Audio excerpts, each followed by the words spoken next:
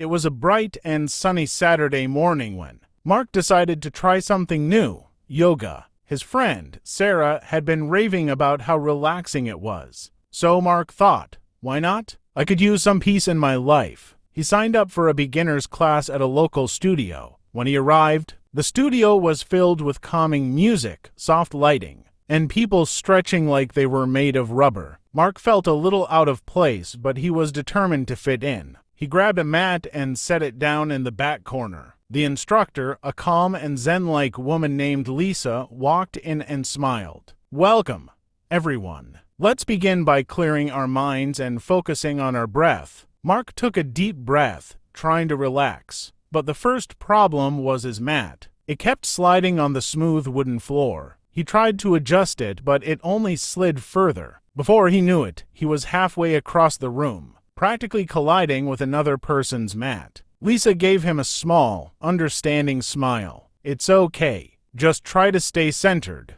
Feeling embarrassed, Mark tried to follow the instructor's movements. She demonstrated a series of poses, starting with the downward dog. Mark tried it, but instead of a graceful downward dog, he looked more like a dog trying to climb a tree. His arms wobbled, his legs buckled, and he ended up on his stomach with his face in the mat. The class continued, and things didn't get better. When it was time for the tree pose, Mark tried to balance on one leg. But instead of looking like a peaceful tree, he looked like a flamingo with a cramp. He swayed left, then right, and finally toppled over, knocking over a nearby water bottle in the process. Sarah, who was in the class, couldn't hold in her laughter. She whispered, Mark, are you sure you're doing yoga? Or are you auditioning for a circus? Mark laughed awkwardly, his face turning red. By the end of the class, he was exhausted and sore. But there was one thing he had learned. Maybe yoga wasn't for him.